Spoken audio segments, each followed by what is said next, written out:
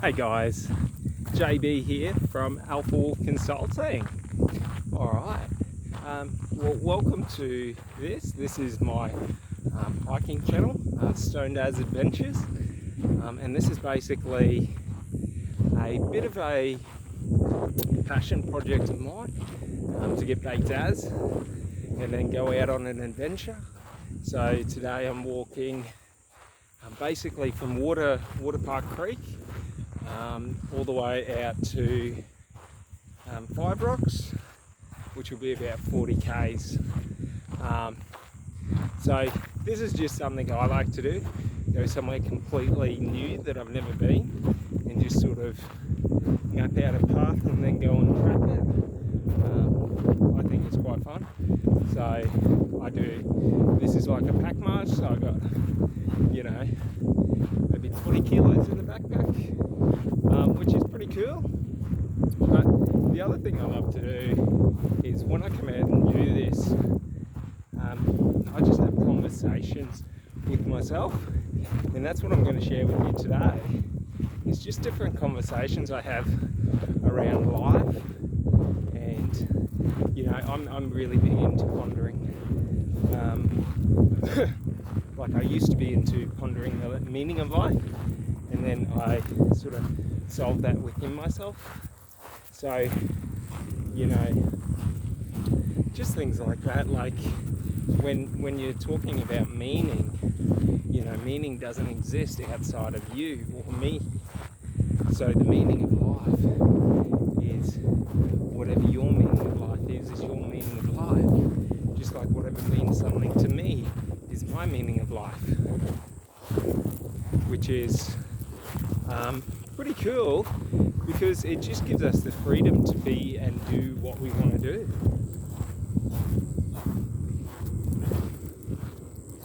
And a big thing for me with this hiking is hey,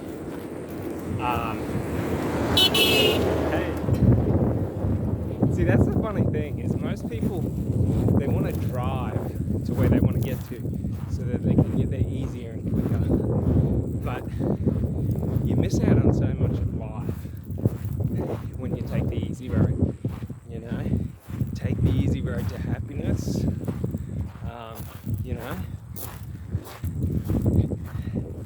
I got nothing for that, but basically, my realization in life was that life has no meaning, and the end of life is death. So what's the point of rushing in life? You may as well take your time and enjoy it. Like, how is this for scenery? That's another big passion of mine, is seeing different scenery and just seeing the mountains and the trees, feeling the breeze. And it comes back to for me personally, an understanding of like sensation and quietening your mind and appreciating every sensation that your body receives. So like the visual sensations, when you look at a mountain that's just glorious and it puts you in awe, and like, when you feel the wind just rolling over your body, and it's a really good thing because these, like by quieting your mind and focusing on these different sensations, and this is one thing I love about getting out into nature. It always gets me right in there, but basically when we're able to do that, we're able to shut off our thinking part of our mind, and it sort of puts us in a meditative state, because what happens is we're either thinking or sort of listening to data or feedback. So when you're trying to identify the different sensations, your mind's in a state of listening, which is quite relaxing because then it's not having to operate. So for me personally, it's even just walking now out here is so relaxing. But the other thing is just the trees. I personally look at those trees. I love trees. And I really, when I try and get out into nature, I try and connect back to everything around me and all of that.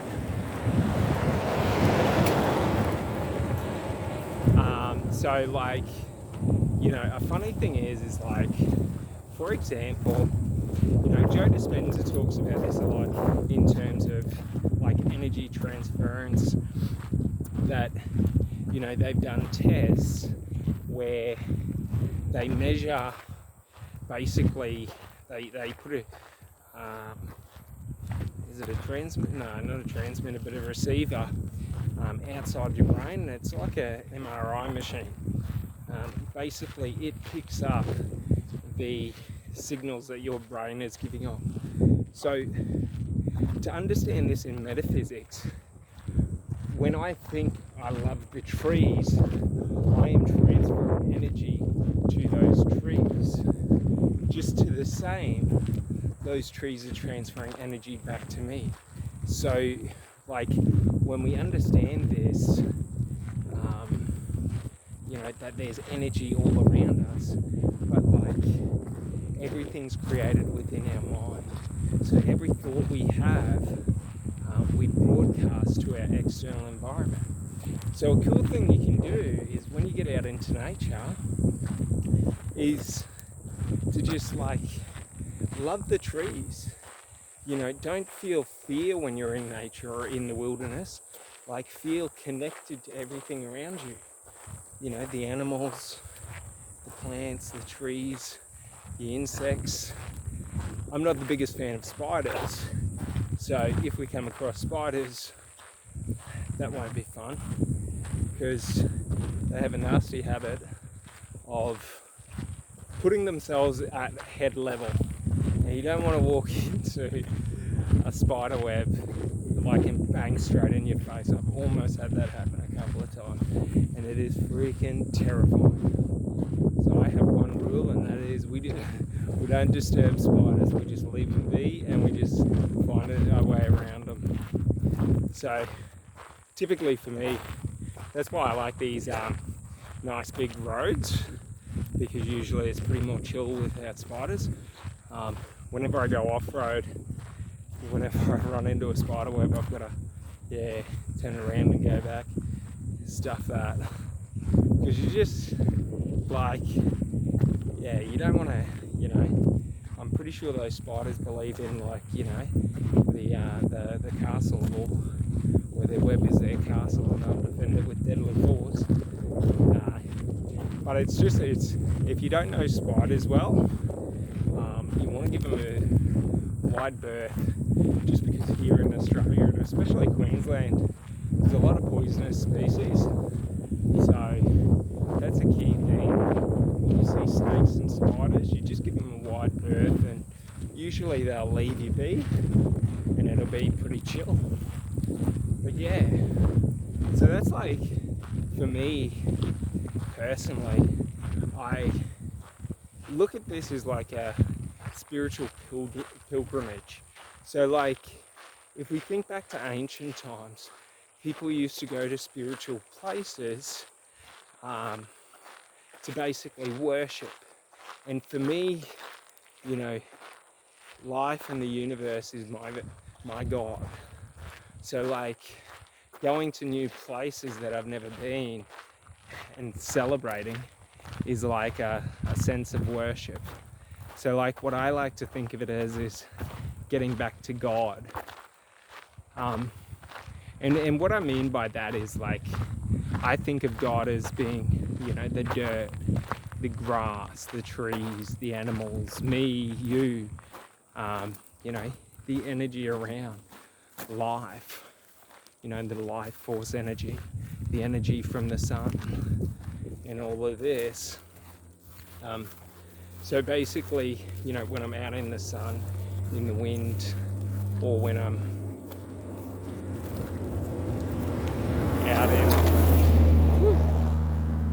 out in nature, seeing new places, I'm essentially, celebrating and worshipping my version of God, which is everything. which is really good because it just helps me personally center and really helps me get my focus in, because it's so easy to get distracted in society, which is always a fun thing, because like we're so easily conditioned, especially me, by my external environment, whereas if I'm not aware and focused on what's happening around me, it really sets in really toxic behaviors. So things like limiting beliefs and things like that, no motivation and all of that. So, that's why I love coming out and sort of pushing myself, because, this will be 40k there, but, usually at 40k's my legs lock up, but, so it's sort of like we're going to have to push ourselves to get back, which is a really awesome thing, and it's pretty fun. I enjoy it. So like in my backpack, I've got like 3 days water, so maybe like 13 liters, because I got 6 in a Camelback, and then 6 or 8 liters in water bottles, and then 2 to 3 days worth of food, which is just fruit, some nuts, and yeah, like essentially, if we got the basics for 2 to 3 days, it doesn't matter. So like, I personally am pretty big into survivalists. So, if I was in an accident or my car broke down in the middle of nowhere, how am I going to survive?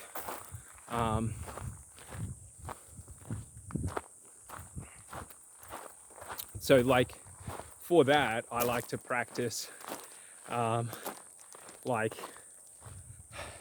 off-terrain navigation and like I'm doing now, which is just road navigation. So taking like the forestry roads out there and just mapping them, because it's quite fun, but it's also a useful exercise in that you're building up mental acuity in the ability to map terrain very quickly. So for example, whenever I leave a road, I will typically take a compass reading just to find out what direction am I turning to. And then I map it in my mind so that I know when I'm coming back, if I was heading north and then I had to go east, well, now I'm going to go, west and then south. So, these are good skills. And I personally, when I was growing up as a young adolescent, was very, very into the military, and I was going to go into the army and go into the infantry, but unfortunately things didn't go my way when I was young and dumb. And basically when I got into my early 20s, I realized the military was just killing for someone else's agenda, and I will never kill for someone else's agenda. But I have a deep passion for like what they do. So like, I like to set a pinpoint in a forestry and then go and find that. And that's sort of something I do for fun, and I get stoned as while I do it, because it's so chill and you're with nature. You got to watch out for dangerous animals or even dangerous people, but essentially, it's one of the most chill things, because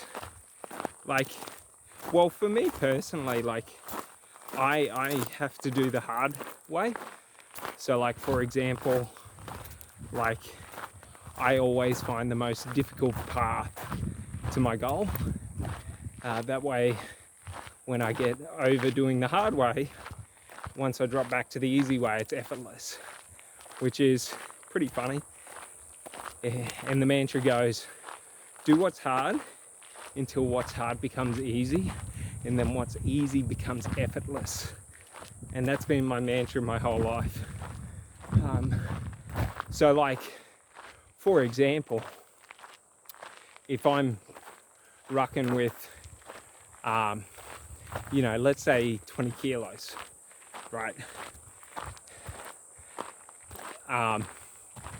And I'm pushing myself to the limit that I can go when I have no weight. If I continually do that when I have no weight or lighter weight, I can go a further distance because my muscles don't fatigue as quickly. But also, walking used to really hurt me. Woo.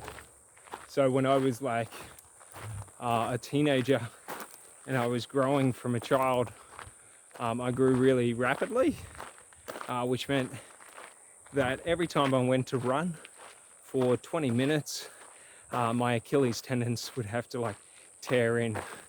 So I would have to run through like the most immense pain. And I mean, this is where like, because they were so tight, because I'd grown so quickly and they weren't big enough.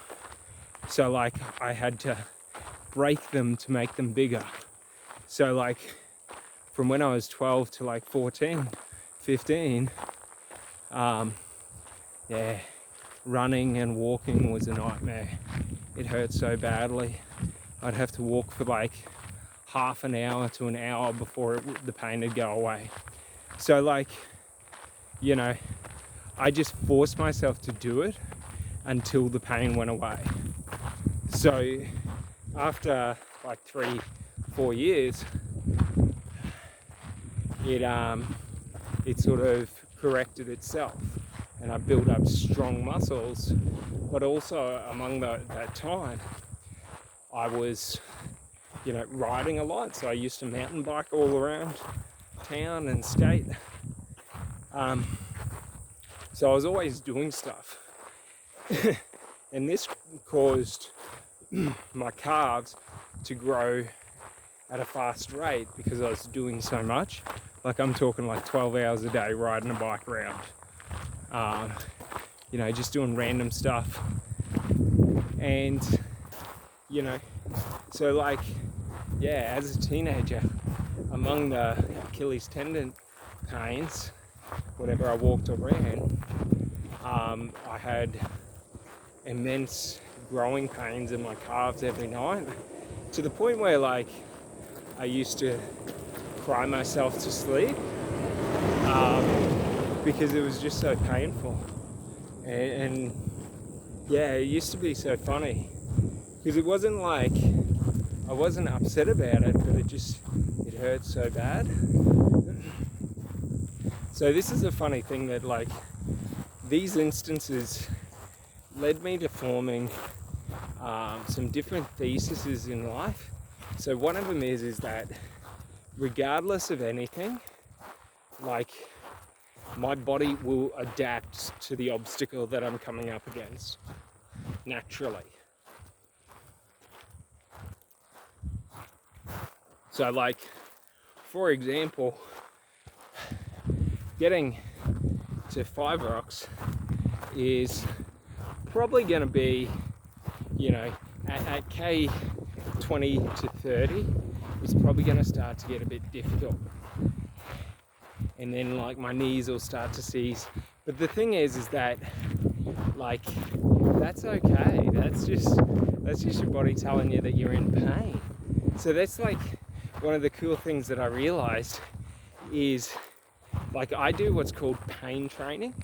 So I do activities that suck from the first step to try and train myself to be comfortable in uncomfortable situations.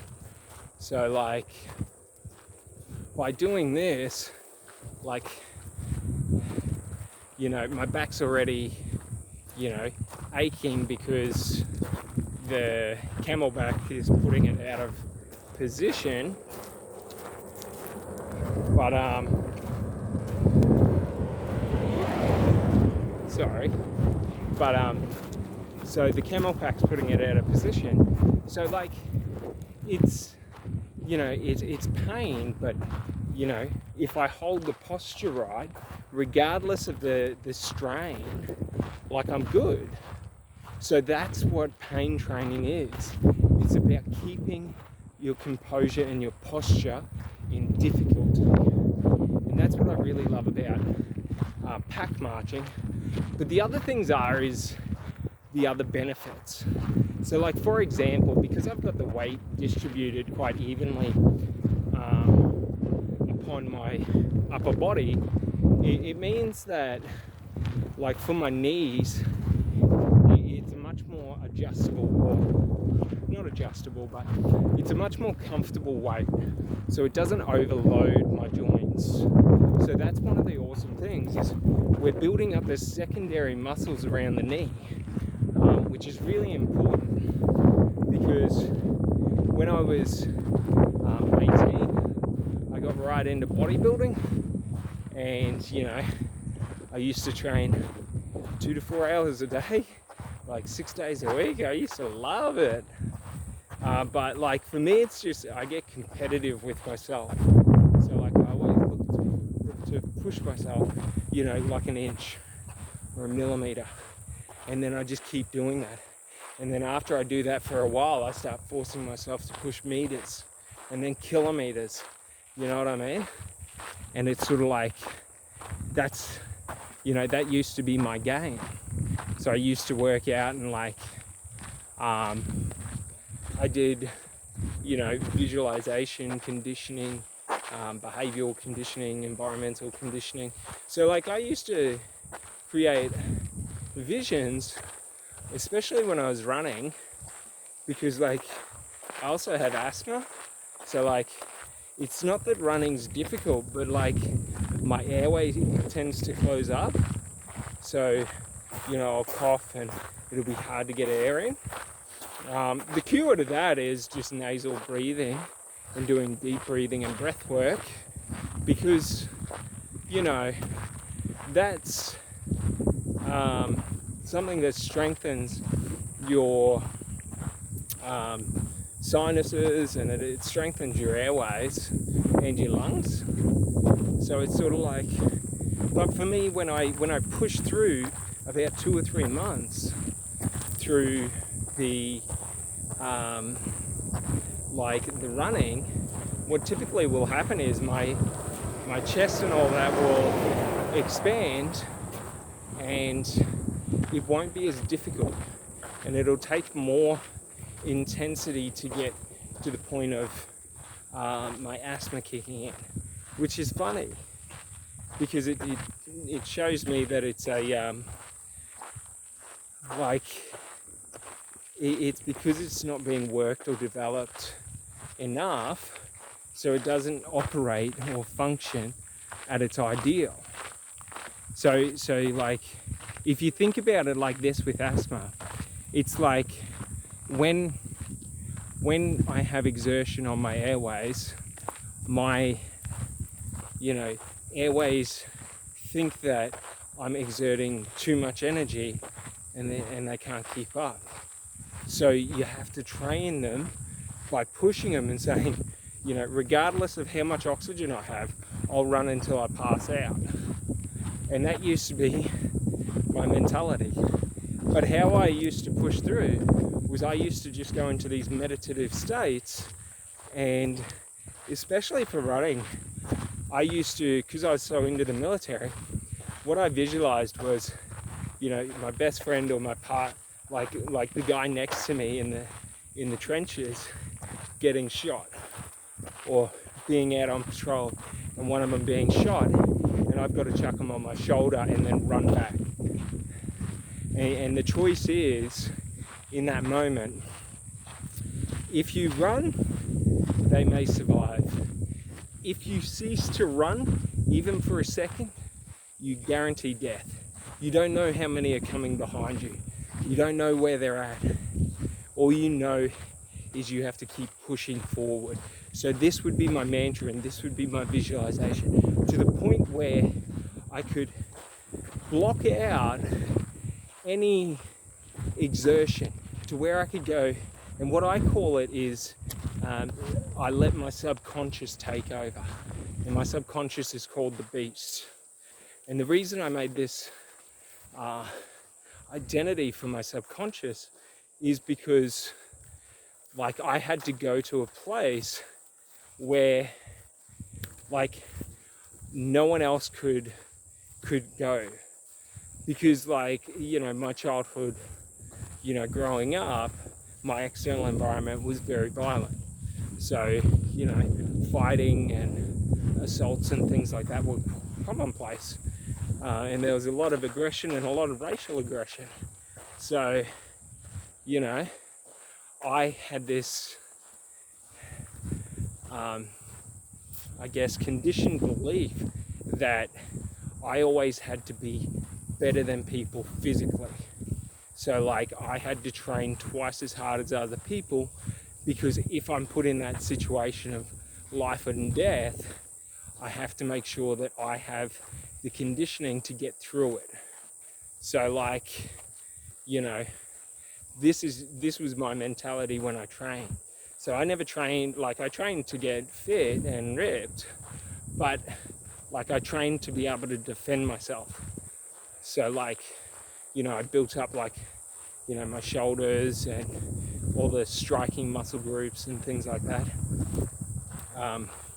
But yeah, it's just funny how your environment conditions you and you don't even realize it. Like, growing up, my environment conditioned me to be violently aggressive. That, you know, if someone went to disrespect you, you had to then go and beat the shit out of them to show others that you don't disrespect me. Because if you didn't, all the vultures would come and try and pick at you. So what you had to do was you had to put down any and all threats, like, immediately and viciously.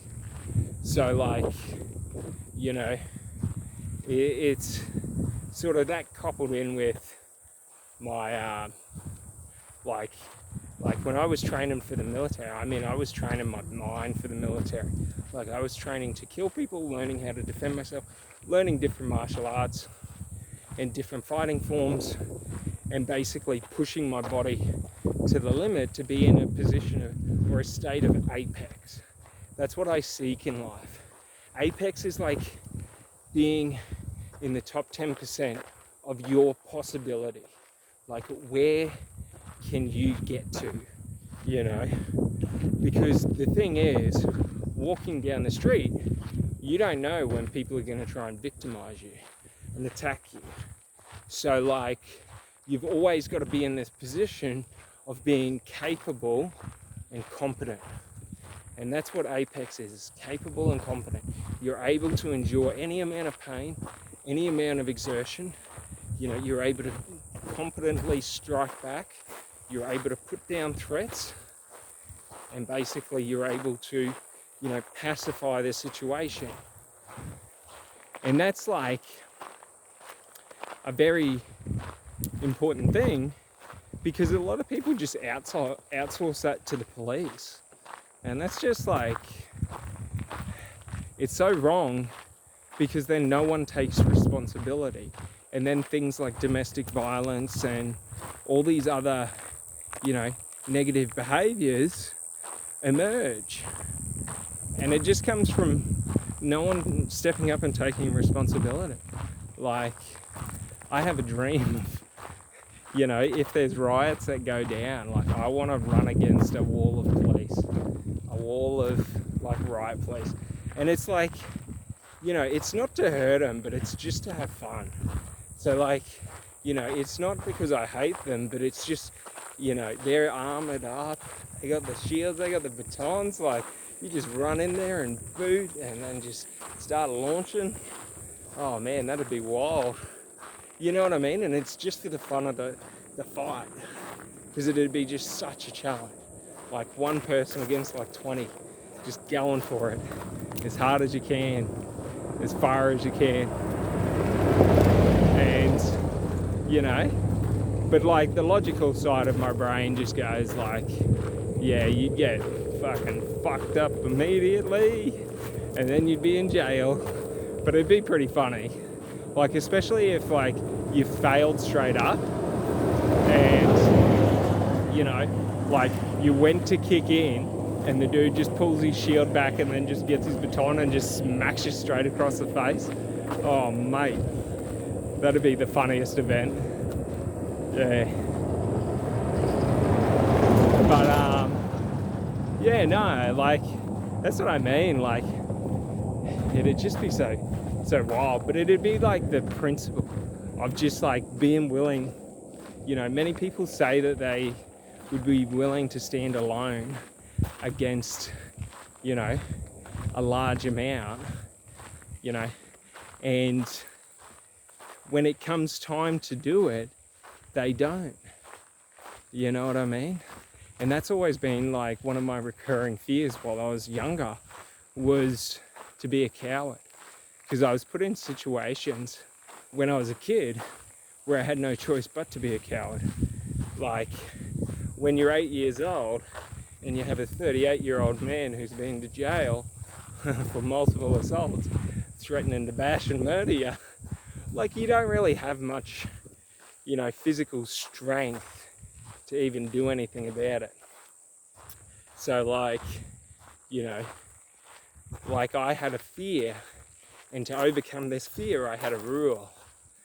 And it was like, it was always like, if someone puts a gun to my head, I'll pull the trigger for them. You know what I mean? Like it's that level of integrity of like, I will not cower in the face of death regardless of the odds. Because regardless of the odds, regardless of what happens, I will never, you know, surrender while there's life in my body. Like, and, you know, just a will to fight until the last. Because so many people talk about like, you know, it all sounds good, but like when you get to the nitty gritty, like when, like, my biggest fear is always being in a position where you can't do anything. Like where your hands are tied, where, you know, you might be bound and gagged. Like, so, like the key to that is you really got to be hyper aware to not get put in those situations.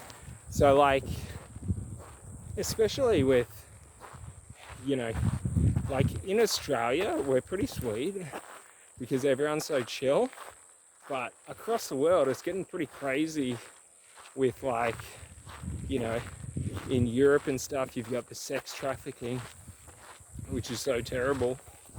And then you've got like, you know, South America, you got the cartels just killing everyone. South Africa, you got the racial violence. So it's like, you know, there are so many places where it's just almost pure chaos. And that's what I love about getting out into nature. Especially like the places that I go, like this walk now, okay, 99.99% of people are gonna drive it. Woo! Whoopah! Yeah, 99% of people are gonna drive it. So, like, I don't have to worry about, you know, people, like, yeah, someone could drive up on me, but no one really cares about me. You know what I mean? Like you don't have to worry because most people are just doing their thing and enjoying their life. Like, so many people get so in their own head that everyone is coming to get them. And usually this is because they show off and flash wealth and the wrong people see it. So like, you know, it's one of the awesome things is like, if you dress like a hobo, everyone leaves you alone. Like, you know what I mean? You can dress nice when you're in a nice place, but like, you wouldn't want to wear like a $5,000 watch when you're out in the middle of nowhere hiking, because who knows what may happen. Like, you never know. Like I don't know, like everywhere I go, but I always feel safe because I'm willing to defend myself in every moment. So it's like when I travel, especially when I traveled like internationally, like when I lived in Sweden, I used to walk from Göteborg to Landvetter. Yeah, I can still say it. After work. So I'd finish working at the bar at like 3:30 a.m. and in the middle of winter I'd walk like 20 k's back to my ex-girlfriend's house. And the funniest thing is the first time is always so stressful because you're not sure which way to go. But the other thing is like we're talking temperatures of -15 to -20. So like these are dangerous situations that I put myself in, but I'm never in danger because it's only 20 kilometers. Like, as if I'm gonna ever get hypothermia in that time. Like, if I notice my core temperature dropping, well, then I just exert more energy. And like, unless you have the most nutrient deficient diet, like we've all got so much energy, because you got to understand at any moment, right? You think you're using maximum exertion, we're only ever using 10% of that potential exertion. So like, an important thing to understand is like, when you think you're giving it your all, you've still got 90% in the tank. So it's just really about understanding that and getting into how do I adapt, or how do I get the extra usage out of my muscles, or the extra energy out of my body. Now I'm pretty lucky. I got ADHD, so that means I have like unlimited energy. So even like when I'm at my most drained, I'm only ever about 20% drained. So I can always just keep going forward. And that's one of the things, is you don't learn how to unlock that potential until you take the action of pushing yourself beyond your capabilities. So like, that's one thing I love to do. So like, I got a goal that I want to walk the Appalachian Trail over like a 3-month period. I reckon that would be so cool, like 3 months out in the middle of the wilderness.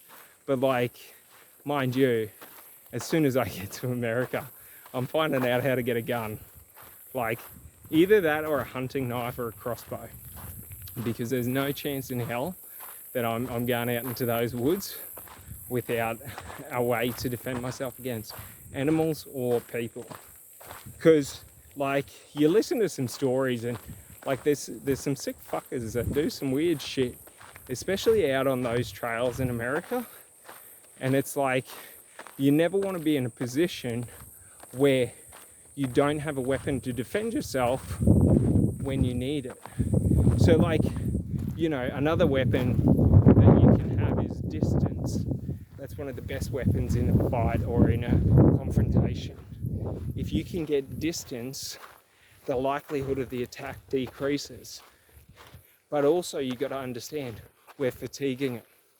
So if we're able to, we have a higher conditioning, then what will happen is, we'll be able to fatigue them to a point where, either we can escape or we can attack and overpower them.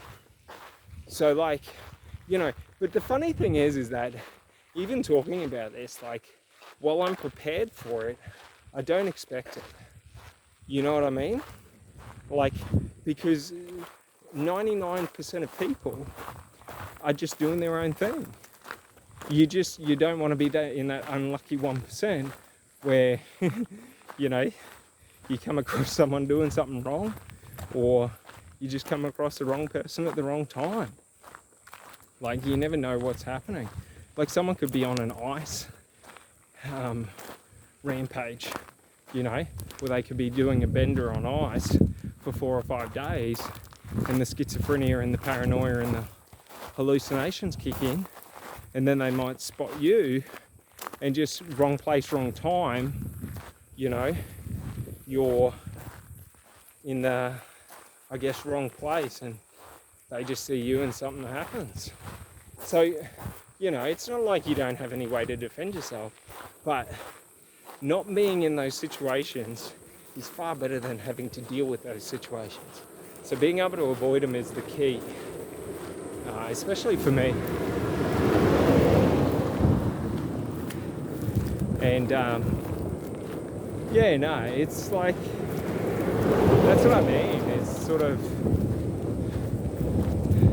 ooh, it's getting hot. But it's like, life's so chill. You can either be, you know, at war with life or at odds with life, or life can happen for you. You know, every person around you can be, you know, trying to prey on you, or they can be, you know, a godsend, help, miracle. Like, it's how you view them and how you set the environment for the interaction that creates the interaction.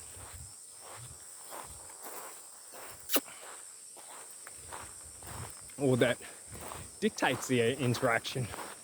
So, like, you know, if you're non-threatening, rarely is threat needed. You know what I mean?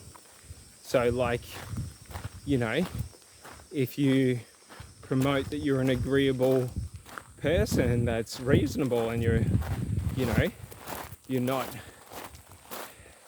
you know, and attacking them is not even on your mind, that decreases the likelihood that they'll have attacking you on their mind. It's sort of like when you have to defend against attacks, or when you feel the need to defend yourself against attacks, you promote to people to attack you subconsciously, which is so funny. Because, like, it's so counterindicative, like, or counterintuitive, that, like, by you preparing to defend yourself, you invoke people to attack you. So in your behavior and your body language and your thoughts, if you're thinking about defending yourself, you're promoting to people to come and attack you, which is so funny, because I didn't realize that for so long. And, oh, one sec.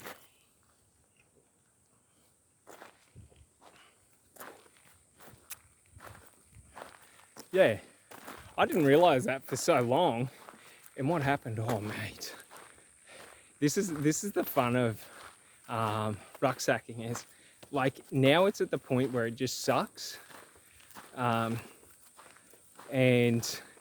But it's like, the game I play is the Suckfest game. So how it rolls is, if life's gonna suck, embrace the suck, like, enjoy the suck. So that's one of the key things, is that even though I'm now in, you know, discomfort, like, if I keep progressing forward and I'm positive about my progression, so it's not that it sucks in a negative way, but it's like, you know, like, it's intense. But also, what we're able to do is we're able to disassociate pain from the negative emotion. So that's one of the things I like to do with my pain training, is I aim to teach myself how to disassociate, like, pain and negative. Like, right now, like, I'm in pain, but it's not like it's an unbearable, damaging pain. It's an uncomfortable pain, but my body doesn't really understand pain. So my brain's just trying to say that, you know, there's a lot of stress on here for, been for a long time. And it could be like circulation and things like that. Whoop. But the key thing is, like, if you just keep pushing through and you don't focus on the pain and you sort of just ignore it, it'll go away. Because that's the key thing, is that pain is just a sensory signal. So if we flood our brain with other sensory signals, so we start to notice the trees a bit more, take in the breath of the wind, like, feel the wind on your body.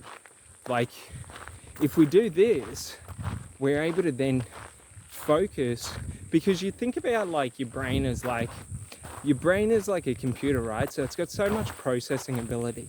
So if we force the mind to process new data and we flood it with new data, it sort of ceases operations on the old data. So like, that's one of the key things. But the other thing is by pushing through it, you realize that it's not as bad as you think it is. So while it's uncomfortable and while it's, it sucks, and it's a strain, it's sort of like, it's okay. Like, that's what it was meant to be. It was never meant to be anything else. So like, it's getting used to that. And over time, you build the muscles up. Like, that strain is just the muscles in exertion for a long period of time.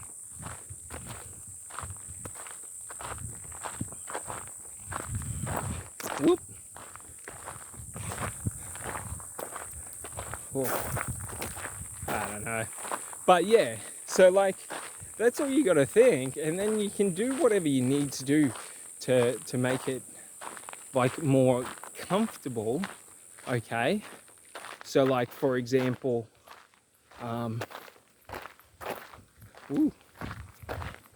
this bloody thing. Whoop. I don't know this thing, but basically you can make it more comfortable. But the fun thing about this is that this practice really helps me when I'm like for business and stuff, and for my own mindset training. So like, because I'm doing something that's uncomfortable and difficult for a long period of time, it makes it easier to do other things that are uncomfortable and difficult. So like, that's one of the cool things, is that like, there is a reason for the pain, and it's okay. But I'm gonna take these shoes off because they are brutal. Wow.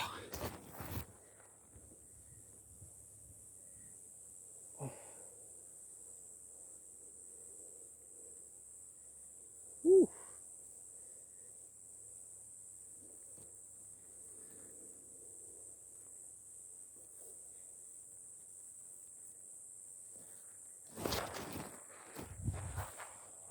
Oh, so much better.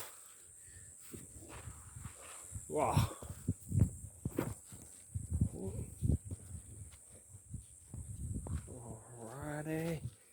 Alrighty. Sorry about that. Oh.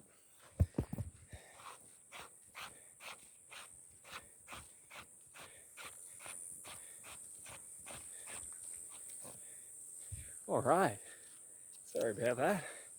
Oh, so much more free. It's actually funny with barefoot.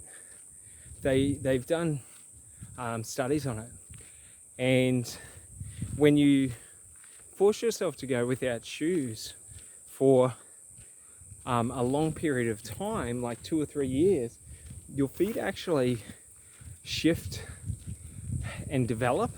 So like, they grow and they expand, and it's really funny because it's sort of like, whatever you want to train your body to, your body will adapt and has the ability to adapt and evolve to it. So like, it's the same with your mind. So like, anything you want to do in life, anything you want to learn, anything you want to accomplish or anything, you can accomplish it in not an instant, but basically you can accomplish it if you just put your mind to it and you just believe you can. Whatever the outcome you believe is the possibility, is the likely possibility, will be the outcome you move towards. So like, that's a really cool aspect of life that I've learned, is that, oh, no one's coming, is that by understanding where to direct your focus and how to direct your focus, you're able to accomplish anything you want in life. And for me, like personally, like, this is what I seek to accomplish. So like, you got to understand that dream life that you want and that you dream of and that you aspire to have, you can have it once you're ready to just be it. It's just the actions, the doing. So like, by me coming out and doing this, I am living that life. You know what I mean? Like, so like, for anything in life that you want or that you desire, or, you know, that you're obsessed with or into, you naturally, whatever outcome you believe is the outcome that's possible, is the outcome that you will create. Which is so wild, because like, essentially anything and everything is yours, and the reason you haven't gotten what you want is because of you. Just like the reason I haven't got what I have wanted is because of me. And it's so liberating, because then we realize at any moment we can have, be, or do anything we want to be or do or have. So like it's just a choice, and it's a choice to, you know, embody that person through action, through worship, you know, worshipping through the actions you take. So like, for example, if you want to be successful in business, it's like, what you have to do is worship business through the actions you take within your business. You know, how much effort do you put in? How much do you spend or do you invest to learn and improve your knowledge? How much do you invest into your team or into the systems? So like, but it's still the same in life. Like, if you're not at that income that you want, it's purely because you made a decision long ago, just like I did, that you weren't allowed to have that income just yet. Because regardless, if you ask yourself, how do I get to my income? So like, a goal for me is to get to like $50,000 a month in business income, which isn't overly difficult to get to, but that's sort of like, you know, when you get to there, you unlock a lot of potential, because you have such great income in terms of such great money coming in, that if you utilize it right, you can, one, minimize the tax that you pay, but also you can create change. So that's like one of my goals, is to eventually, in the next 2 to 5 years, start building economies in the third world and going to places like Indonesia and setting up my own investment bank, a private investment bank, and then basically getting the resources and education and the right skilled people there to be able to basically educate these small, dislocated communities on how to use the internet, you know, to sell online into America and stuff like that, but also on connecting them out. And if there is no network, building out that network of resources so that they can thrive. And it's about creating a ecosystem of all different kinds of, you know, businesses in the economy. And the more diverse the economy, the more robust it is. But it's just about, you know, it's sort of like it's how you solve like poverty.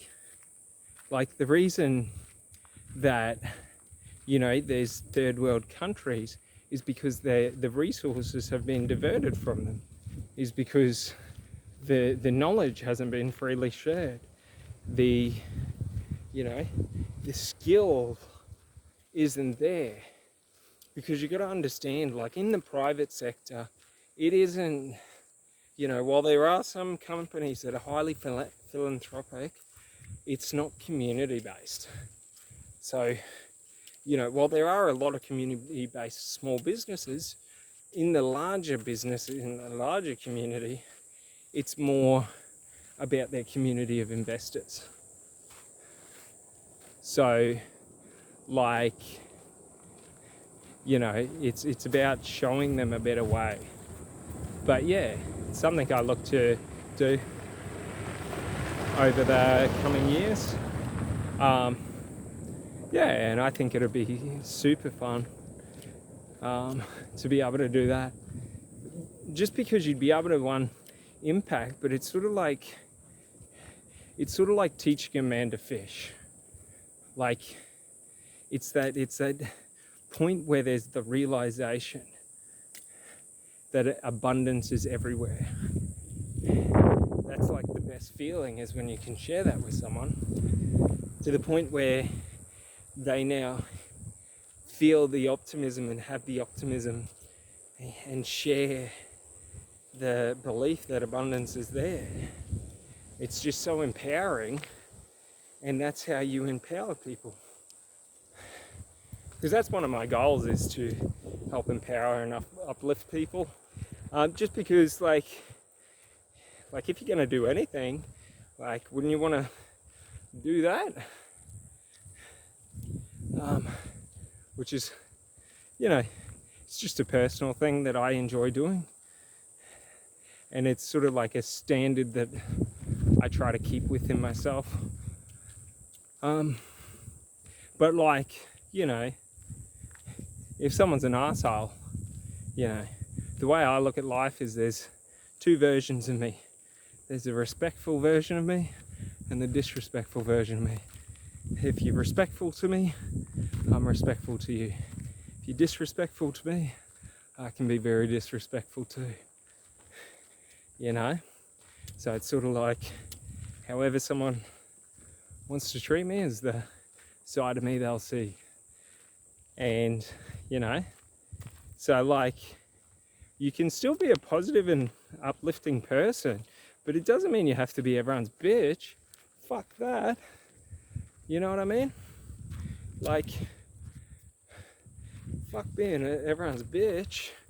That'd suck. You know? Like having to be worried about what other people think of you. I lived my entire life, up until pretty much, you know, now, thinking about what others would say of me and what others would think. And like the funniest thing is the greatest sort of piece of advice I heard that really helped me to not worry about others' opinions is, you know, why would you care about someone else's opinion if you don't want to live the life that they want to live? Like if what they do and how they live life doesn't make you ecstatically happy, why would you ever want to listen to their opinion? Like, yeah, they're entitled to an opinion, but it doesn't have to mean shit to me. Fuck that. I ain't doing that. Because, like, the problem is with me is that it was the close relationships that really fucked me over. Because if they didn't 100% understand or believe what I was doing, then I felt their uncertainty and their doubt. And I valued their opinions higher than my own. So unless I had consensus from those around me, I couldn't operate. I couldn't do or live the life I wanted to live. I just waited for the day that, I would actually want to do the things that I wanted to do. Like that's quiet desperation, is having these desires. Like mine is this, to be out in nature, to be somewhere I've never seen, to see new sights. And like all I ever dreamed of was doing this. This is all I dream of in life. This and business and personal development and stuff, and the mind and spirituality and stuff. But like when I dream of being happy, I dream of being here. And here is just somewhere I've never been. Here is somewhere I'm alone, but not disconnected, fully connected to everything around me. Like, that's one of the fun things, is that like, even right now, like, I'm not just a man walking through like bushland. Like, I'm energy traveling through the energy of the bushland. Like, and like, there's many ways that you can quantify that in science, that statement, in metaphysics or in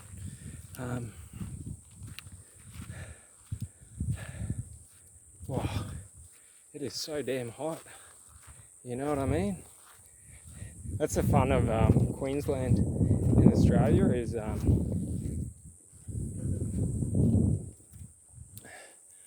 the summers are like 40 something degrees. It's only probably like high 30s today, but it's like, oh mate, with the humidity, it's just like you could cut the air with a butter knife.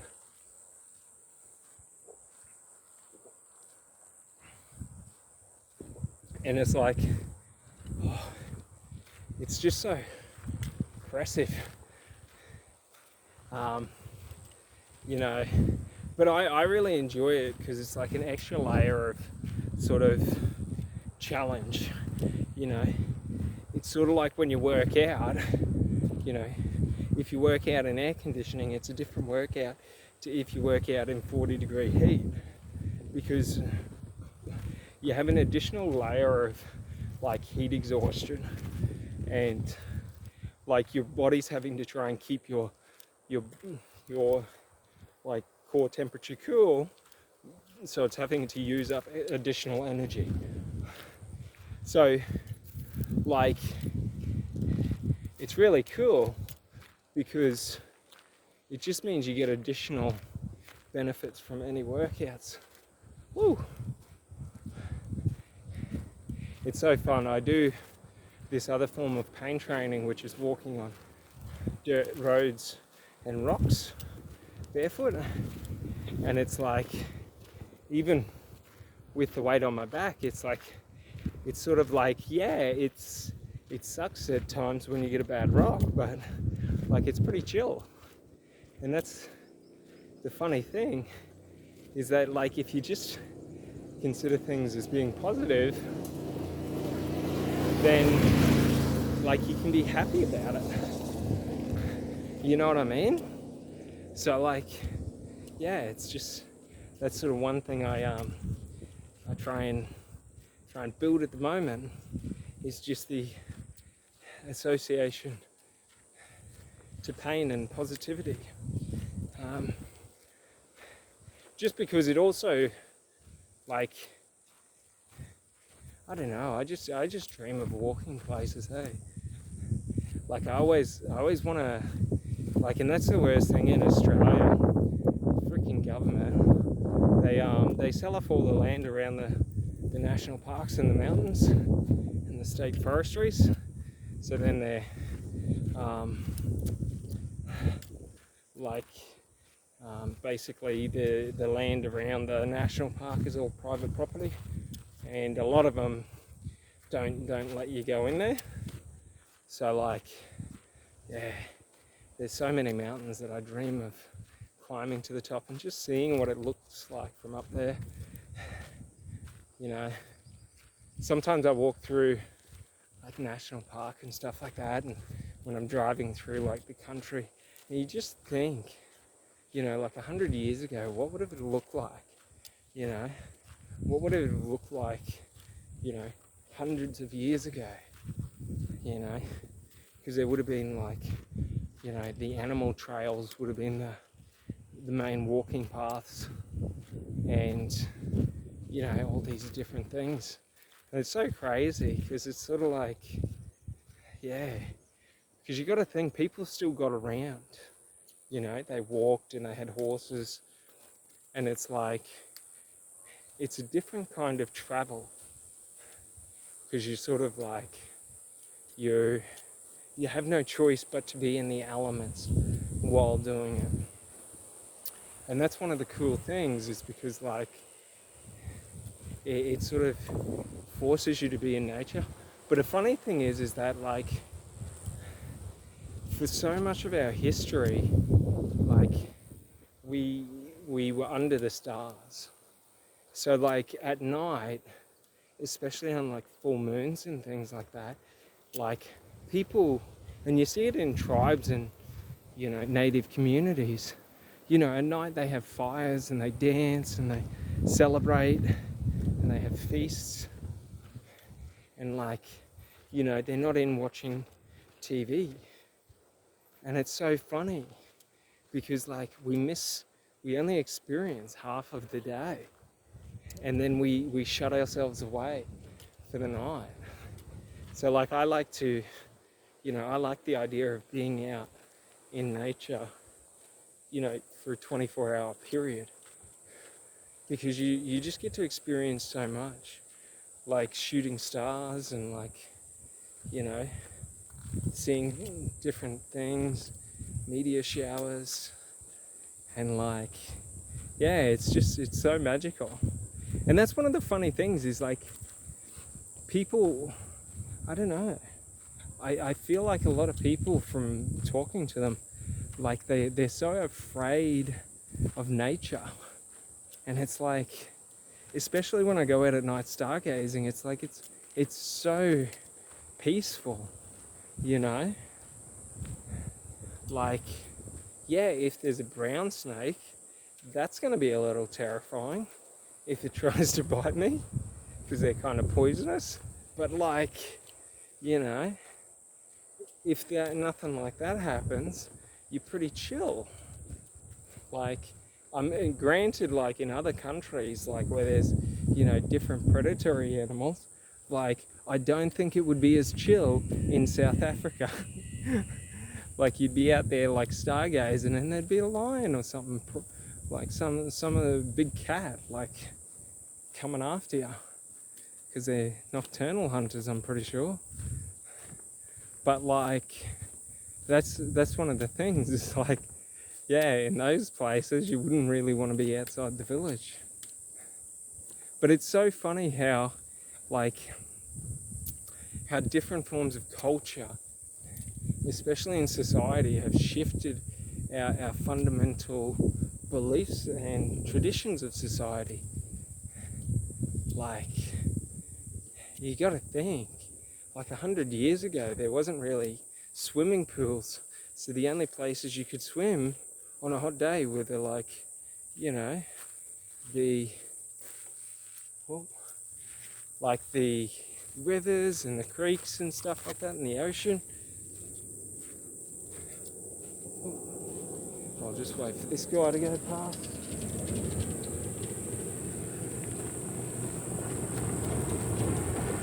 don't know. It's always so funny because like these days people aren't used to hikers, like especially here in central Queensland, like because it's so hot, like traditionally people don't really hike, which is so like I think it's crazy because you miss out on so much fun.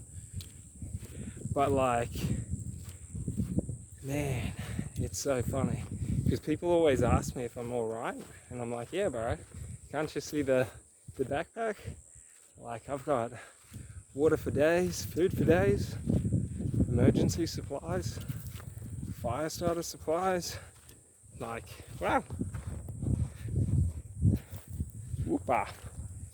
And like, yeah, it's always so funny like that. Like, it's so nice of them, but like, yeah, it's just so funny to see how society has gone.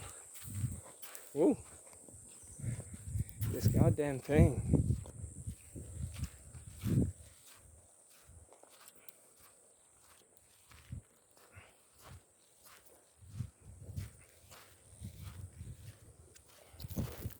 Ooh. I should really, wow.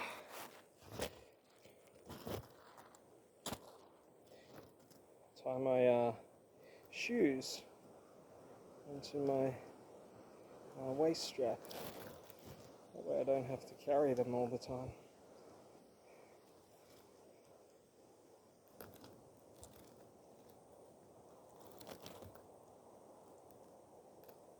And yeah, oh, fuck me it's hot. And the worst thing is that because it's so hot, like you can't really wear shirts. Because like right now, like I am pouring sweat. And like, it is so hot. Woo. Woo. So like, the worst part is that I'll probably be a bit sunburned by tomorrow. But that's alright, bit of coconut oil solves everything. It's actually the funniest thing. I always find, literally, if I put coconut oil on after being out in the sun all day, like by the next day it's just a heavy tan. So chill.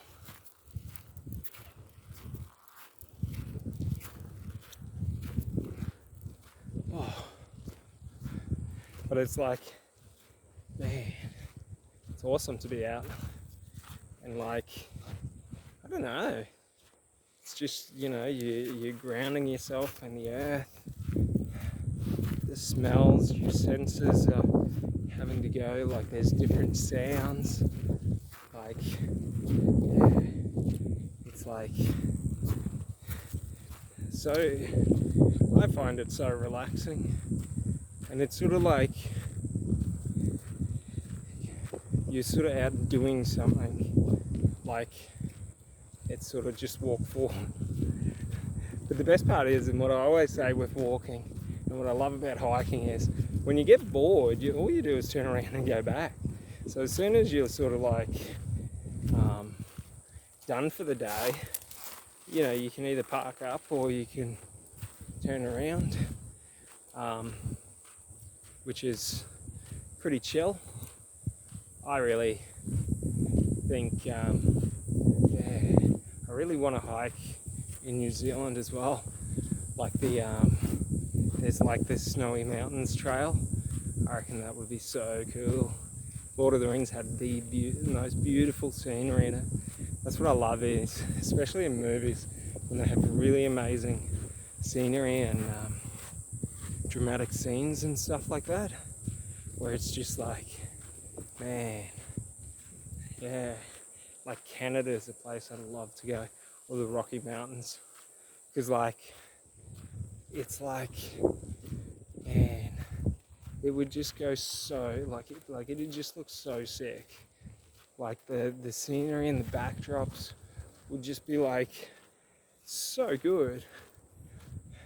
But that's what I mean, like there's so many places like Afghanistan, Iran, like they would have like the most beautiful terrain. Man, they have like, yeah, it's wild. Like there's so much of the world that like personally like I want to see, and like, yeah, like I just want to see what it's like there, and experience like the climate and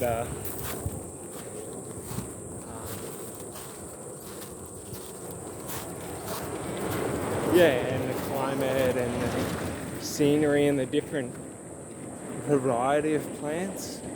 Like, I don't think I'd ever go to the Amazon jungle. Fuck that. Right, they got that many spiders there and that many snakes, and then they've got the tribes that kill people. Bugger that. That would be way too intense. And that's what I mean, like, yeah, other people want to do that intensity. I'm just like, nah, I'm chill. Like, I'd go there if I had an AK, like a high caliber. Well, I probably wouldn't even go that. I'd go like a 308 or something like that, or a high caliber rifle. Because, like, yeah, too many things there that can kill you. And I want to have a weapon where, you know, I can hit something at it from a distance. Stuff that if you get like a, you know, 60 centimeter spider, having to kill that with like a knife. Fuck! That'd be intense. Whoa, man. This is the fun. The fun of the suck. And the funniest thing is like, cause I just, like, I'll know it when I see it. So I'm sort of like, I don't really navigate.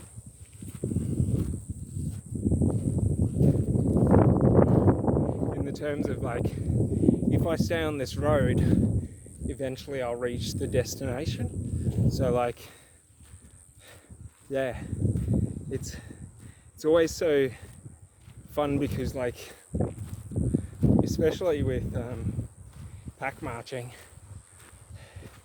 you don't really know what speed you're going unless you're like, you know, like intentionally maintaining a speed. But like whenever I'm doing it, like I'm just walking. So like, yeah, I don't really check the time, or like you sort of just get disassociated from everything. And like, it's so peaceful.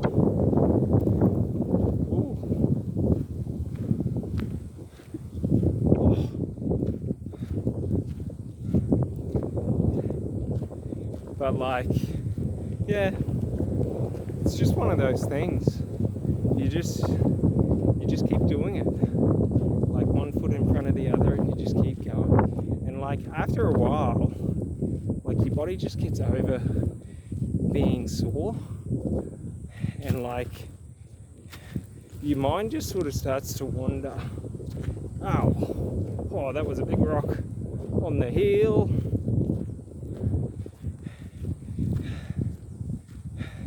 But it like, it's so taxing. And that wind, it's so nice. But like, it's the worst with the microphone.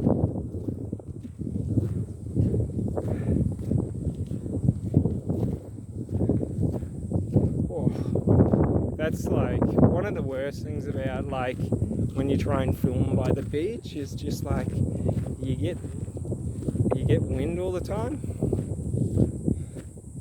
and like it just kind of sucks when you gotta walk into it. But like, I don't know, I don't really care too much about the audio. Like, you just cut that audio part out when there's wind and stuff like that. Oh, whew.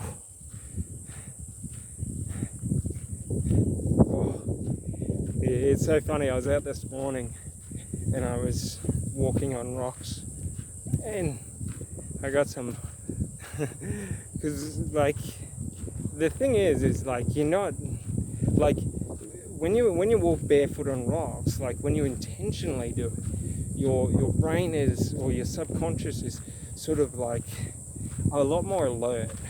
So it's using more, it forces your body to use more muscles. Oh, I thought I heard a car. It forces your body to use more muscles to soften your steps. So it's really good for your knees and stuff like that. That's why I like walking barefoot. And yeah, no, it's not too bad. It just sucks when you got bruises on your feet and you hit them. It's like, woo, tanda. And like, yeah, no. Oh. It's sort of like, it's like at that point now that it's not painful, it's that fatigued feeling. So like if you've ever done like I don't know, trap raises or something like that, you gotta hold it. It's sort of like, but because it's strapped on, like it's being held, but it's at that, and it's like that. No, I wouldn't say extreme exertion, but it's sort of like when you're utilizing a muscle a lot, and it starts to get fatigued and full of lactic acid. And the funniest thing is like there's nowhere for it to go, the backpack. So it's sort of like all you have to do is not worry about it. But it's like, it's a weirdly uncomfortable feeling, because it's sort of that feeling of like your muscle's so fatigued and it can't lift no more, because it's not getting any respite, because the weight doesn't go down. So it's sort of like it just forces your body to like relax your shoulders, to have a break, and then to reassert them to, you know, take the load more comfortably. And that's all it is you're just teaching yourself good posture at a, not, I wouldn't say an extreme level, like it'd be far more extreme in the military, but essentially, you know, it's very similar to theirs.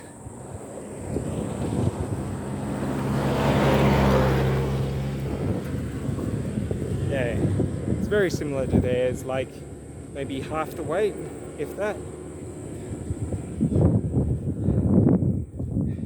But it's also good because, like, if you're in a situation where you do need to carry a lot over a long period of time, you know, you're exposed to it and you're used to it. So like, that's what I really like about it.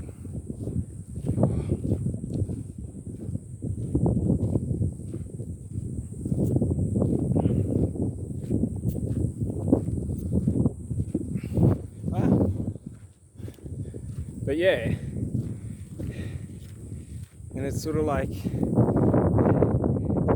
fun part of the game of that I like of ruck marching is pack marching is it's the, how do you keep yourself positive and in an upbeat mood, you know, because that's sort of like the distance is quite a while. So like 40 k's, we're talking maybe 6 to 7 hours of walking. So I think I'm like maybe an hour or two into it, or 2 or 3 hours into it. So maybe halfway. But it's like, it's that internal narrative, it's that monologue that's going on. And you know, the reason I really try to train this is because when soldiers are in combat and in firefights, okay, this is what you have to do. You have to be able to take control of the monologue and keep the monologue coherent and positive, because you don't want to slip into fear and then start reacting, because that's when you usually overlook things, because you become narrow-minded or narrow-focused.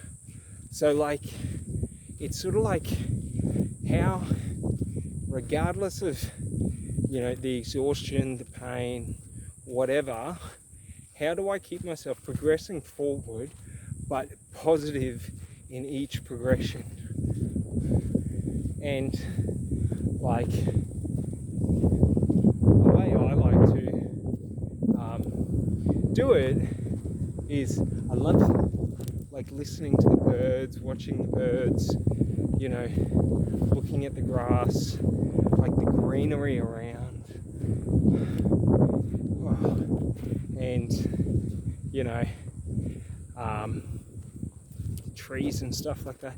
Like, it's sort of like, but it's also in just like getting your mind. And that's one of the cool things, is that like, because you're trying not to think about what you're doing, and you're just trying to let your subconscious take over, and you're sort of trying to distract your mind, it's sort of like when you can distract your mind,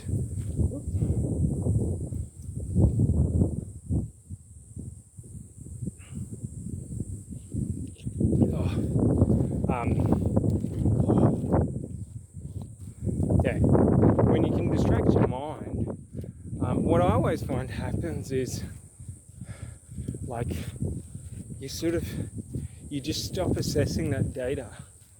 And so what I like to do is, I like to think about or ponder different like aspects of life. Oh, I hear someone coming fast. But yeah, I like to ponder different aspects of life,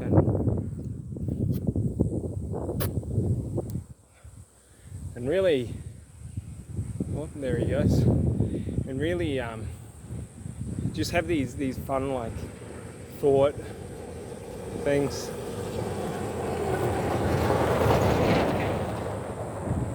One sec, it's just another one coming. Yeah, so I like to, like, just ponder, like, different, like, things, like did you know that, like, tree roots all intertwine, like the neurons in our brain, and like a cluster of trees forms its own, like, neural network, which is quite crazy, because you think about it, like, how much information they must be transferring, you know, from side to side, and, well, not side to side, but between each other. Oh man, I'm getting fatigued. And like, it's crazy like that. Like, when you think about, like, we barely even understand anything in nature, like, truly understand it. And it's like we can only describe things.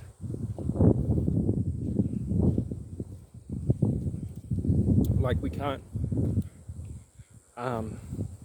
you know, we don't understand how, like, I can't even say it, but basically, like, we don't really even understand, like, the true purpose of trees. Like, what does a tree think its purpose is? You know what I mean? Like, well, that'll be a little bit better. So, like, you know, for instance, like, you know, a tree doesn't think about, like, what the other trees are going to say when it determines how it's going to grow. It just sees, you know, the pathway or the potential in front of it, and just moves towards it. Just to the same, just to the same, like Like, why do we dictate who we are based on other people? Based on other people. And really, like, oh, rah, this is getting taxing. It's so funny because, like, the weight's all on my shoulders, but because of the strain, my triceps are, from being tense, are getting tight. So it's like, even holding up the camera is getting exhausting. It's so funny because it's like the smallest task becomes difficult under weight. And that's one of the cool things about it, is it's sort of like the pressure aspect of the weight. Yeah. But it's like, I don't know, it's so nice out. But it's like, in my mind, I'm just, you know, dreaming of my goals to get to the beach, and I'm gonna hang out by the beach for a bit. I'm a little sketched out on the beach. Not that I think that there'll be crocodiles there, but because of where we are in central Queensland, like, there's a lot of saltwater crocodiles here. So, like, you always want to be wary, especially because saltwater crocodiles are, like, they're a true predator. So, like, if they notice you in their territory, they will. Sorry, I'm just trying to get this under. So if they notice you in their territory, right, they will start stalking you. And it's crazy because for like 40 to 50 minutes, they can stay under the water. And they can sit like 30 to 60 centimeters under the water and still see out on the land. So it's like, yeah. And they won't watch you for like a couple of hours. No. They'll watch you for like a day or two. They can even watch you for up to a week. They're one of the only animals that understands and remembers the different times of the day. So morning, midday, afternoon, night, and all of that. So like, what they do is they remember all the times you go down to the water bank and when you go down. And if you're always going down in the morning, one day they'll be waiting there for you and bang, they'll strike out at you. So it's like, but the other thing is like, being a predator, they are, you know, like, if like, sometimes it can just be wrong place, you know, wrong time. And like, you know, they might be moving from one water source to another, or looking for small game or something like that, and, you know, come across you in a sleeping bag. So like, that's one of the downsides. Like, it'd be the same if you're in like America and stuff like that, with like bears and wolves and stuff. But it's just so terrifying because, yeah, if like a, you know, a 12-foot crocodile or a 15-foot crocodile or even a 20-foot crocodile takes you, like, there ain't no you. Like, if they get you into the water, you're done for. Like, yeah, like, that's one of the things with it, is that you really got to watch out when you're around water. Whoop. But yeah, like, when you're around water, you really got to watch out, just because you're in that proximity of convenience. So like with people, the more distance you have from the hazard or the strike zone, or whatever you want to call it, like the safer you're going to be. So for example, with big crocodiles, the further you're away from them, the less likelihood there's an attack because of the energy that would be required. When if they wanted to, they decided to expend that energy, they could every day of the week get you, because like they can run like 20-30k an hour. Like they can launch 1.8 meters in 1.3 seconds. I'm pretty sure it's 1.3 meters in 1.8 seconds. Oh. And it's crazy like that, because that's sort of what I mean by like, if it's night and you're asleep on the beach and the crocodile's coming past, like every day of the week they're going to attack you. Like every day of the week, because so that's one thing like I always do, is try to like distance myself as much. So like if I do camp out tonight, like I wouldn't fall asleep. I'd just crash out and build a fire and hang out and stuff like that. But I wouldn't sleep. And that's sort of like one of the fun things, is when you do like sort of hang out all night and stuff like that. It's just so awesome. And then you do a dawn hike back, and usually it's super chill. Oh man.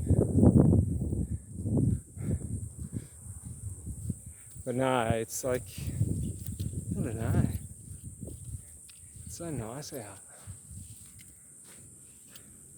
Oh, but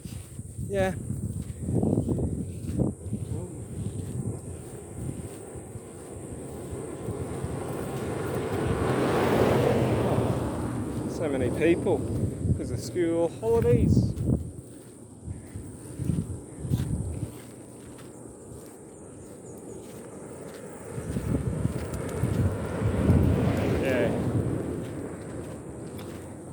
It's always so funny whenever I'm walking or like hiking, it's always so funny because I always feel like people are judging me, and it's like you're judging me for doing something difficult by choice while smiling. Like, that's the thing.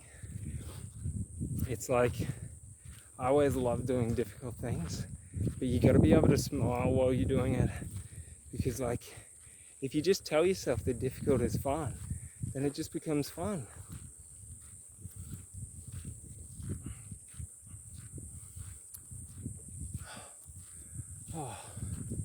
But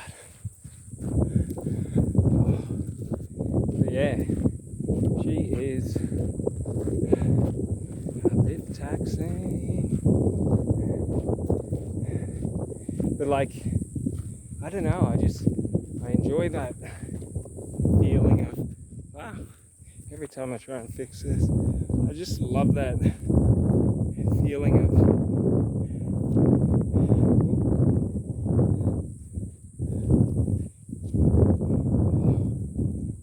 there's that. Right, sorry. That's a bit better. Sometimes the bag falls off. I've got a singlet around my neck, and it's meant to be the padding. I think it's doing, every time I try and change things, I think it's doing more strain than it's worth. But when I don't have the thing on my backpack, the singlet under the backpack strap, ooh-wee, she starts cutting away. It's like a sandpaper saw. Could you imagine trying to saw through someone with sandpaper? Mate, that would suck.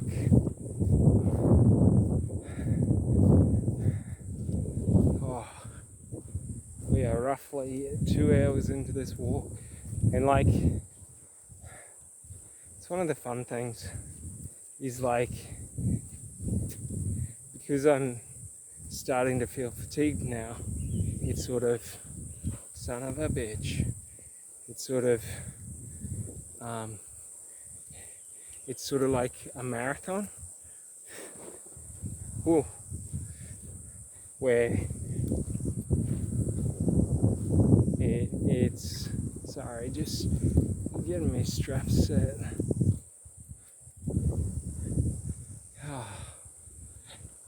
Where it's like, it's more about just willpower and determination to continue through, which is like sort of like the psychology games. And that's one thing like that I always really like loved about long distance, is like, especially when you do like extreme long distance, like it's so relaxing, but then it's also like so mentally draining, because like you constantly want to take breaks or stop, but it's sort of like you just push through.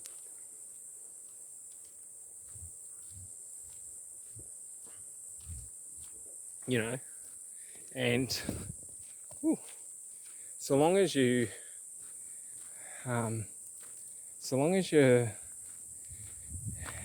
keep up the water and keep up the food, you know, you get your water and your fuel. God dang it. Oh man, I hate these selfie stick things. They're so goddamn annoying, because they're always so low quality, which sucks a little. But when in Rome, oh, but yeah, it's sort of just, mate,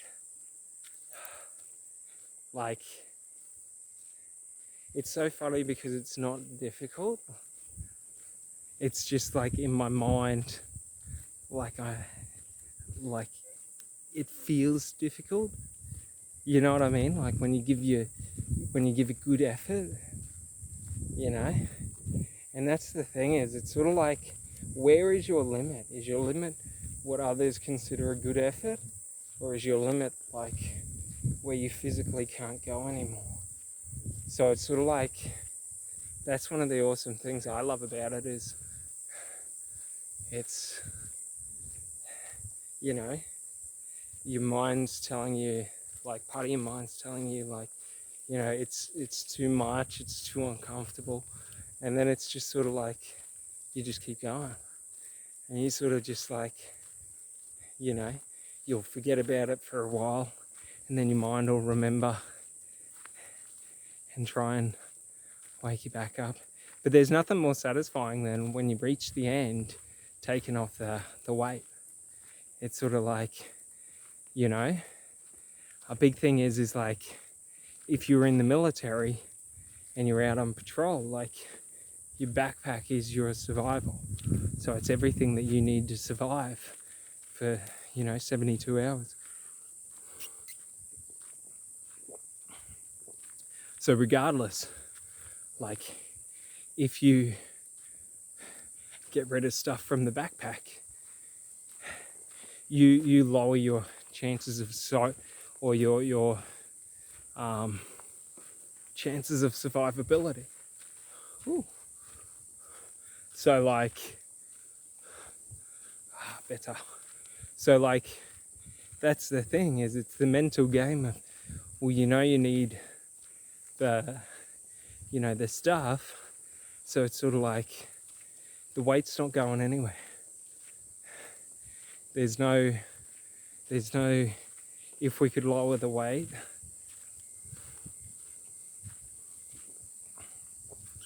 even though towards the end, when you drink through most of your water and you eat through most of the food, it does lighten the weight. So that's one of the fun things about the journey back, is it sort of over time lightens quite a bit.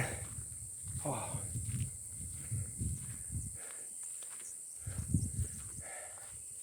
And it's sort of like, yeah, it's just so peaceful, because like when you listen to, and that's what's so funny, like we think of, you know, meaning as being the reason or the purpose of life, but like if you watch the birds sing, if you listen to the insects when they're chirping, or, you know, making their noise, like that's life. Life is a mixture of everything. It's nothing important, you know, but it has all the meaning. Like, it's the small things in life that are the meaning of life.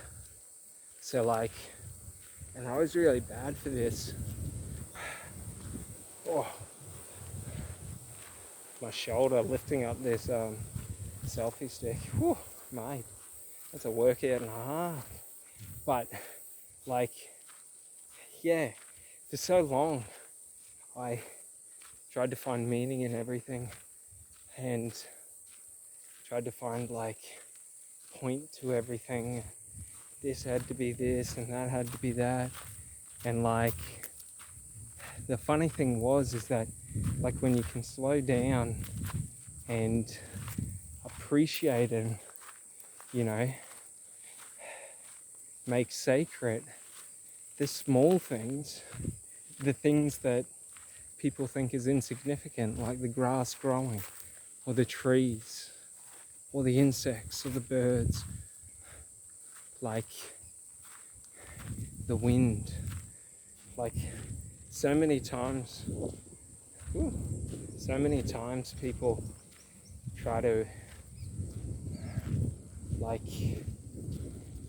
well, they don't try to, but like so many times people get deluded into the material side of life or the physical side of life, and they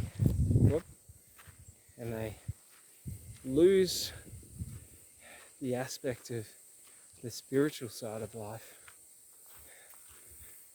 And that's, you know, like one thing I've come to realize in the past couple of years is really getting into spirituality and stuff is that, you know, like it's making everything sacred is how you feel, you know, like blessed. Like if you want to feel blessed, like everything's sacred. The good, the bad, the ugly, what goes right for you, what goes wrong for you. Like, that's the thing. So like we gotta be like thankful to everything that goes our way, and just as thankful to everything that doesn't go our way. Woo.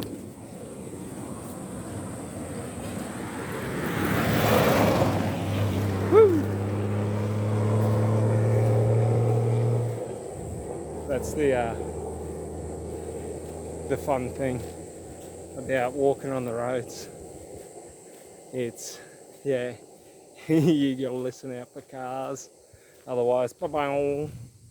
But it's like, yeah, if you want to feel blessed in every day, then you gotta make sacred every moment, you know what I mean?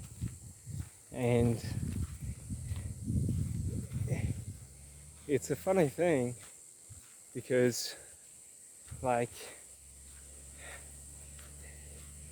it doesn't sound like right, like if you focus on the negative, but like making sacred and being grateful isn't focusing. It's sort of like a funny thing about like And what I realized with letting things go, one sec.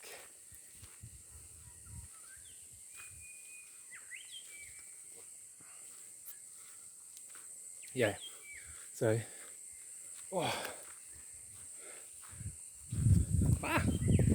what I realized, yeah, with letting things go is when we let things go, we're not actually losing anything. So like if I let go of my want and need to drink alcohol, I'm not actually losing anything, I'm giving it away. So I should be grateful to give that to someone who wants it. I don't need it anymore. Just to the same with people.